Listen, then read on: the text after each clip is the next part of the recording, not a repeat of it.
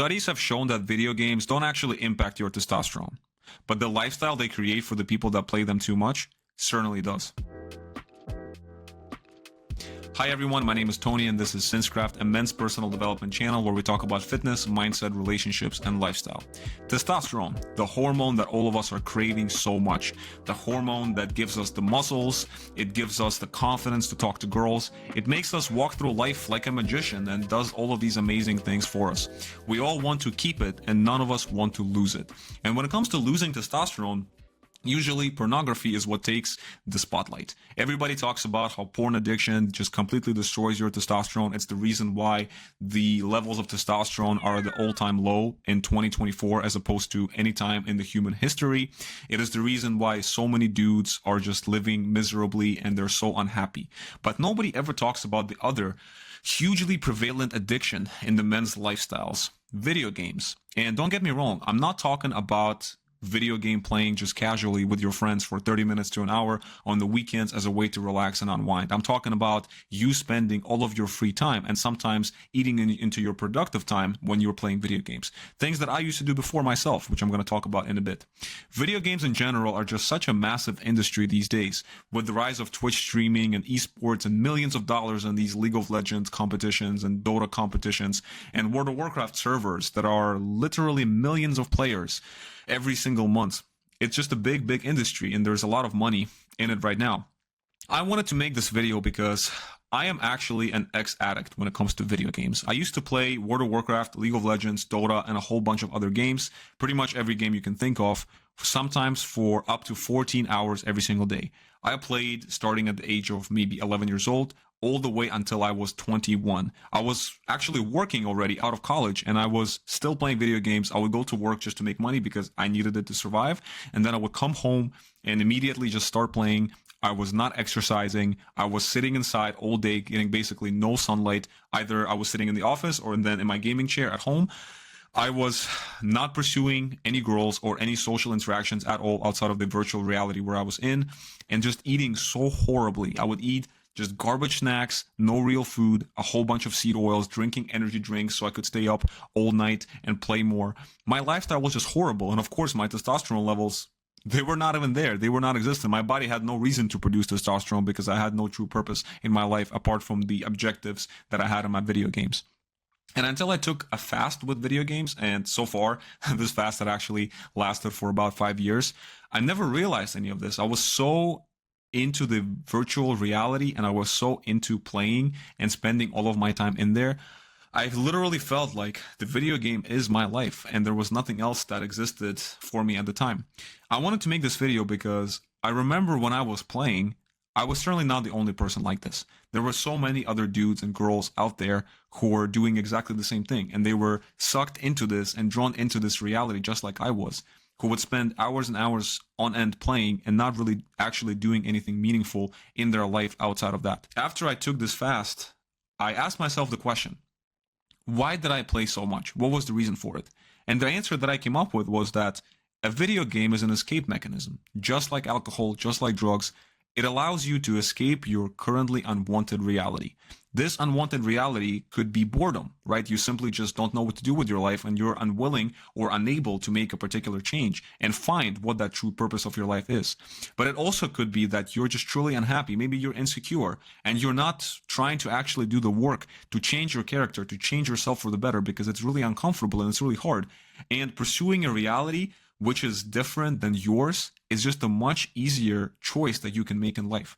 And certain really smart people, but not necessarily kind people, have realized that this is a big pain that a lot of dudes are going through, and they decided to capitalize on it, which is why they created these highly sophisticated virtual realities with the goal of fully sucking you in. Let's take World of Warcraft as an example, probably the game that I played the most when I was addicted to video games. It's a subscription model game where you basically pay every single month to be part of the virtual world. And the way the game is designed is you start at level 1 and you get to a particular level which depends on the expansion that you're playing. But the crazy part is even though you spend all this time getting to this final level, When you do get to the final level, that's when the game actually just begins for you with that character. That is when you can start joining your guilds and going around and slaying all these different dragons in the dungeons and raiding up with your team and doing all these crazy objectives and trying to get this rare gear and weapons and pursuing your profession and all of that stuff. And all of these things, they take so long. They are literally designed to take months and sometimes even years to get to. And the crazy part is that once you do get to these objectives, and once you do put in the months of time to get there, World of Warcraft comes up with a new expansion, where you can actually create a separate new character with a whole separate new story arc that you have to do all these same things for. It takes literally forever, and that is the whole intent of it, because they want you to keep coming back and paying your subscription fee, right? None of these objectives could be achieved over the span of a weekend. Maybe some small ones could be, but it's usually very hard, which is why it feels so good for the players that do achieve them, because there is this big scarcity component that allows you to get some of the social currency too. Like, oh my God, I got this really cool piece of gear that my teammates did not get. It makes me feel good. The reason why I'm talking about all of these things is because all of these components in the video game, they draw you in. They make it so that you get emotionally addicted to the virtual reality that you are part of. You want to keep coming back. You want to continue spending hours and months and sometimes years of your life pursuing those virtual objectives that don't really have any other meaning in life at all, don't have any other impact except you staying in the game and paying your subscription fee. And you can argue that not all games are like that. Not all games are like World of Warcraft. But let's take another really popular game like League of Legends, which is free to play. You can download it and you can pay $0 and continue playing it. The way it is designed is you play against other players in this highly competitive environment. Even if you do become good and you're going to be teaming up against other players, you're going to be winning and losing and winning and losing. And to get to the next rank usually takes a lot of effort. It takes a lot of time. And the emotional roller coaster of you winning and losing constantly, just like this, it's also going to suck you in. It's going to get you addicted. The winning is going to feel so good and the losing is going to feel so bad. And you're going to keep coming back and continuing to play the game, continuing to master your characters. And as you spend more and more time in the game, there's all these different customizations you can make on your characters, which cost real money. And this is how these games are making their money, is because people are playing so much and they emotionally invest so much into their characters that now these characters are essentially part of their life too. And they want to spend money on the characters. They want to get them those cool outfits and cool weapons and cool sets and cool effects and stuff like that, because they emotionally resonate with them.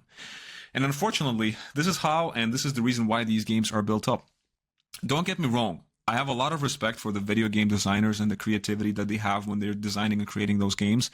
But unfortunately, I'm ethically not okay with the reasoning why they're doing this, because they found this prevalent pain in the dudes' lives, them trying to escape a particular reality of boredom or insecurity or anything else negative in their lives, and they're trying to capitalize on it by providing an easy escape, an easy way out. Because it's a lot harder for you to look at your life and ask yourself, why am I unhappy? And then start making that change. It's a lot harder because it's uncomfortable. It takes this really uncomfortable period of time to figure your crap out, to potentially do the therapy or journaling, or really realize, like, is there certain unresolved conflicts that I need to get through for me to feel happier? Is there certain things that I should start pursuing that will give me fulfillment and that will take my life just beyond myself? It's hard to do that. It's a lot easier to just go online, play the video game in your entire free time, and just forget about your real life. And unfortunately, as you do all these things, your lifestyle really suffers. Exercise becomes irrelevant to you because you don't need to be healthy if you want to play video games. You also just stop going outside. You don't spend any time in the sun. And you're also not pursuing any relationships at all outside of the social relationships you have in the video game. You forget about pursuing the opposite sex. This is why so many dudes go absolutely crazy when they're playing a video game and there's a girl that shows up and they know it's a girl, because this is literally the only exposure they have to a female, like, ever. They would never even consider going up to a female in real life. They never even see any females, pretty much, unless they go to a grocery store to get some food, or they see some at work. And these days with Uber Eats and all the delivery services, you don't even have to go outside at all. You can just sit inside your apartment and play video games and get zero social exposure, right? And this is what happens. This also starts eating into their social relationships with their family and the friends that matter to them, because they spend all of their free time in the video game. There is now no time they can spend with those people that truly matter to them.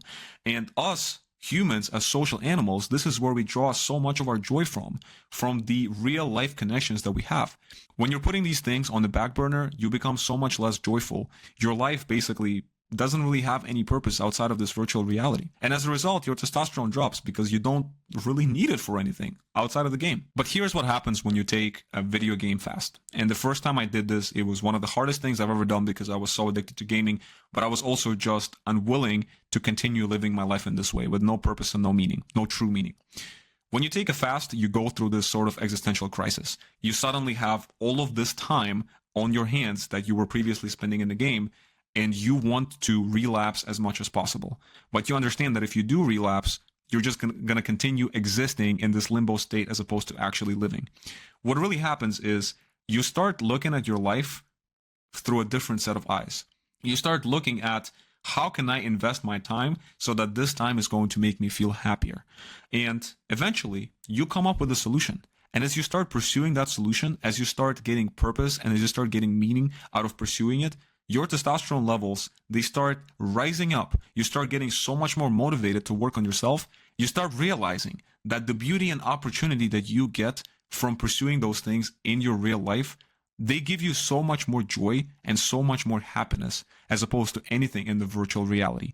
And as a result, you never want to come back to the virtual again. People who are stuck in the virtual reality are people who have just not experienced the joys of the real life.